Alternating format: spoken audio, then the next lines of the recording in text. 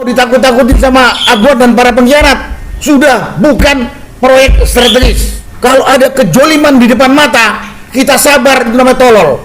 Apapun yang terjadi terhadap diri kita untuk mempertahankan hak kita, kalau sampai kita mati, kita syahid masuk surga karena kelemahan Bapak Presiden Prabowo.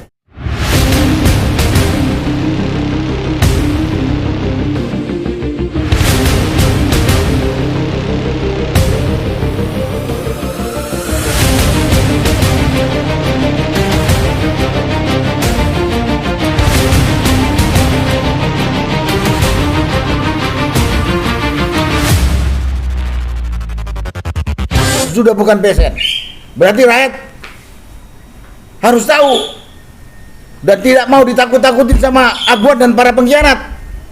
Kalau dia mau pembangunan saya berjalan sesuai dengan prinsip bisnis yang benar. Jual beli itu harus kesepakatan dua pihak. Jadi nggak boleh dia takut-takut lagi. Udah ada ini pegang.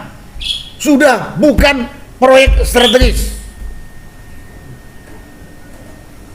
Ini kan memang rakyat Indonesia ini diciptakan miskin, bodoh, jadi timbulnya penakut.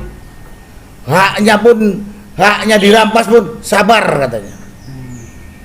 Sama juga dengan kita. Kapan Prabowo mau menindak para bajingan pengkhianat negara yang udah terlihat di depan matanya? Sabar katanya. Saya terus ingat, ini seorang ustadz yang ngomong, dan kebetulan orang Cina, Felix Xiao. Kalau ada kejoliman di depan mata, kita sabar, itu namanya tolol. Itu yang ngomong seorang kiai itu, seorang ustadz. Kita sabar, tapi kalau ada kejoliman, kebiadaban di depan mata kita sabar, itu kita namanya orang bodoh atau tolol. Nah, mudah-mudahan saya ngomong ini, rakyat bangunlah. Saya katakan tadi, apapun yang terjadi terhadap diri kita untuk mempertahankan hak kita, kalau sampai kita mati, kita syahid masuk surga. Daripada di dunia hina oleh manusia busuk ini kita diinjak-injak gitu. Nah, ini yang perlu saya sampaikan. Saya cuma ingat itu. Manusia busuk. Tidak masuk dalam RPJMN 2024-2009, berarti itu bukan proyek strategis nasional. Berarti berlaku di situ bisnis yang berlaku umum, tak ada paksa memaksa.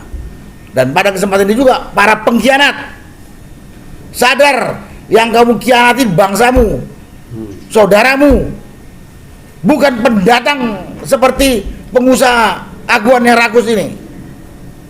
Hina banget kalau diingat oleh anak cucumu tercatat sebagai pengkhianat yang jadi peliharaan para pengusaha rakus. Udah hampir habis tuh pantai utara Tangerang tuh dikuasai oleh kelompok bajingan itu. Masa nggak terbersih hatinya kayak pemerintahnya? Nggak bisa merasakan gitu. Ya mudah-mudahan kalau dengar omongan saya ini, rakyat berani bersatu untuk menjaganya, bukan untuk mengganggu. Mempertahankan hak adalah kewajiban. Dan khusus kepada Presiden Prabowo, Bapak kalau memang nggak mampu, nggak berani, takut ngadepin Aguan atau nggak berani ngadepin para pengkhianat itu, serahkan kepada yang berani.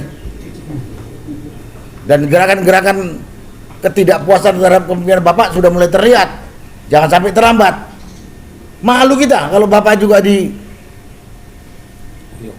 dikuyok-kuyok sama orang yang tidak suka karena kelemahan Bapak Presiden Prabowo. Pihak-pihak ini yang punya kandidat Bapak lemah, Bapak Presiden Prabowo lemah.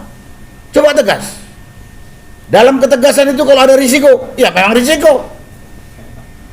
Kalau nggak mau ada risiko, udah bertapa aja kita di gunung. Itulah.